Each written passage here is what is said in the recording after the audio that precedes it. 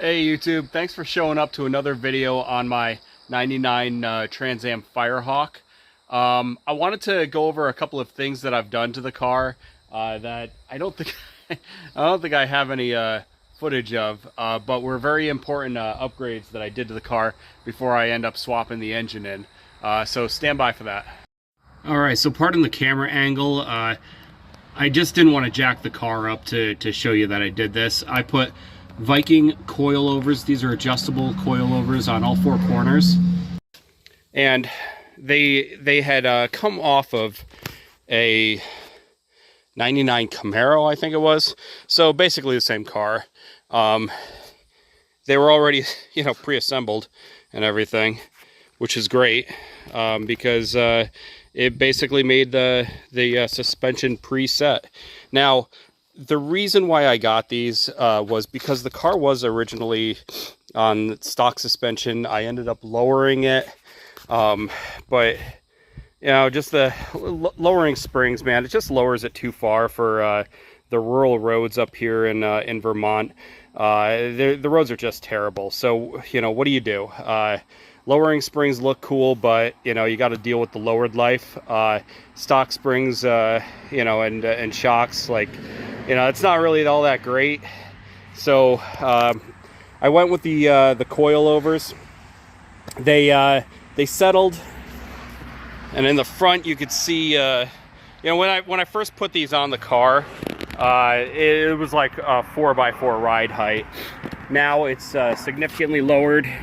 I'd say, 3 fingers.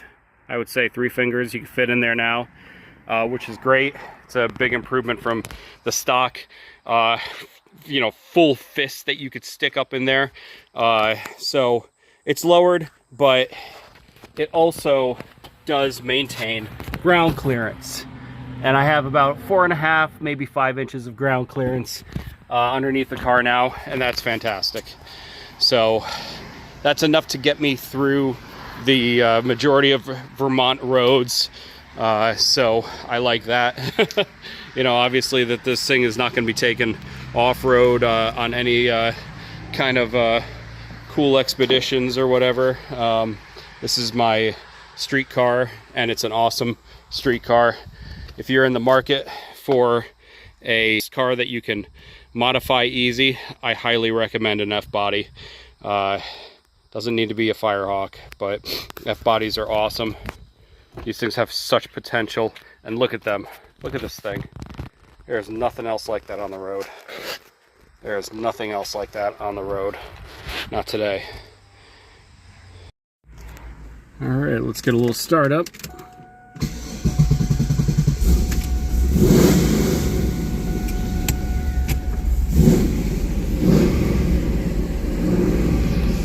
All right, feeling pretty good about this. Let's do it.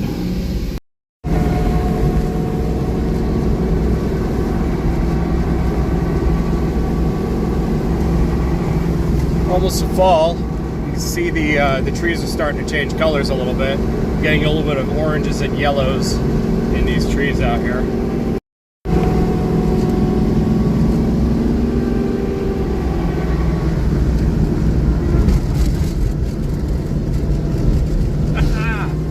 It's staying together on these bumps. That's great. I'm able to pour it on pretty well too. And it's still staying pretty composed. Woo! Not a problem.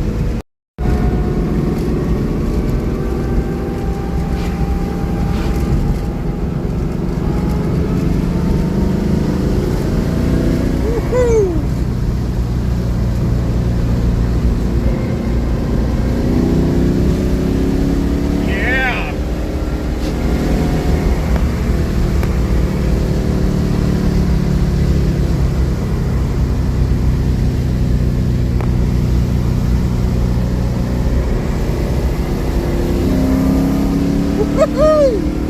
Yeah, baby!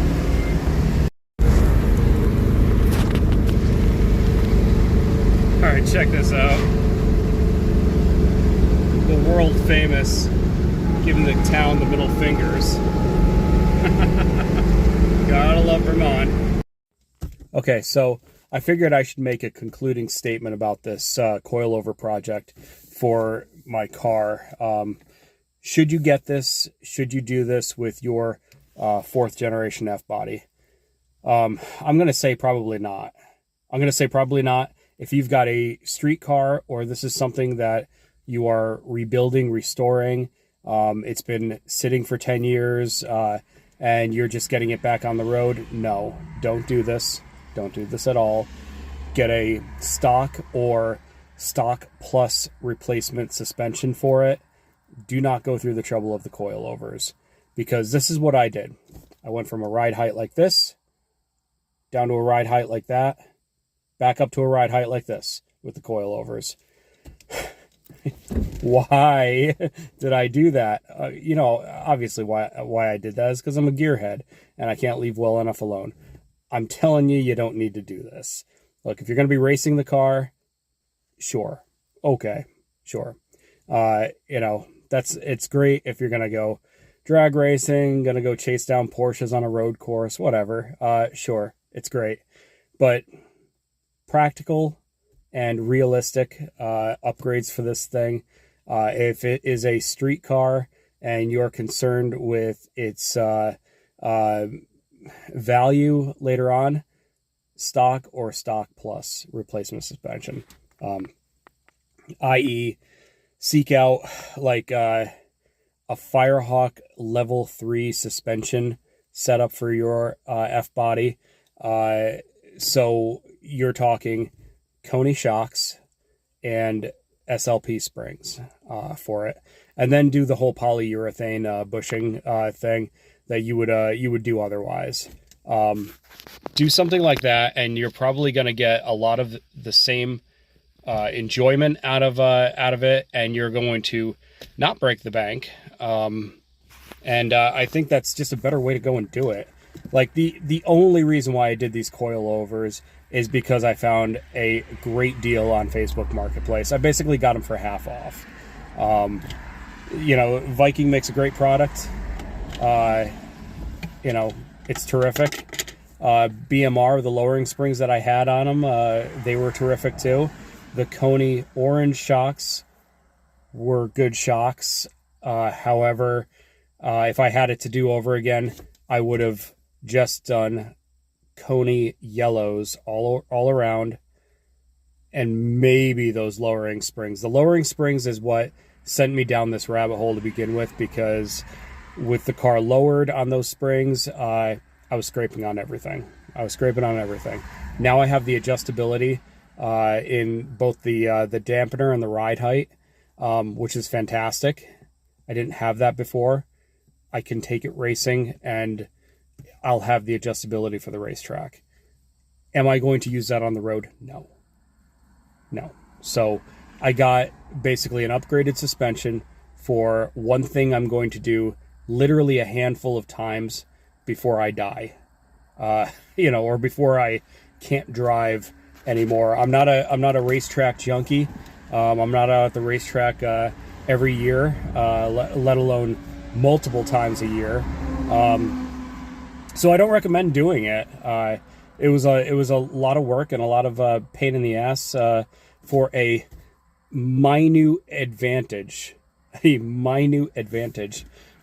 So I would say if you're in the same boat and you're looking to do something like this, and it is a street car, then look at getting something closer to stock that won't compromise your ride in the car. Because once this car becomes, too uncomfortable to drive, you're going to stop driving it. I did the same thing with my Trans Am GTA when I was younger. I lowered it. I put a big crate 350 in it, and it just became like, uncomfortable to drive on the street. Like I lowered it like 2.5 inches on these cheap eBay springs, and it was a terrible ride, and I simply stopped driving it. And now I still own the car, but it's going to end up being a huge rebuild process for this car. and I don't want my Firehawk to go down that direction.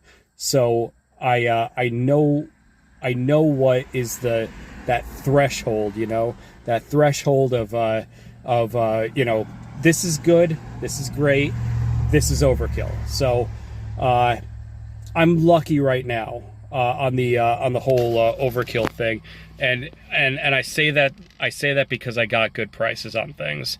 If you are going to do this, like just try to keep it closer to stock. I mean, once the ride quality of these cars goes, then you know, you're just gonna stop driving it, dude. Just don't do it. I'm lucky. This thing's riding fantastic right now. Thank God nothing's broken. My rear end is still making a ton of noise. I'm gonna have to replace that thing or fix it or something. My shop, he can't fix it. He don't know what's wrong with it. It makes a ton of noise. I don't know, but yeah. Other than that, I love the carbon fiber look on the inside of the car. It looks fantastic. I'm gonna keep it, you know. And yeah, we're just gonna go from there. So coilover suspension, regardless of manufacturer, I just think it's a little bit overkill for a street car. Like, don't do it. Viking, you make a great product. Thank you. You know, you did a wonderful job, and I've lucked out. Don't do like me. Take care, everyone.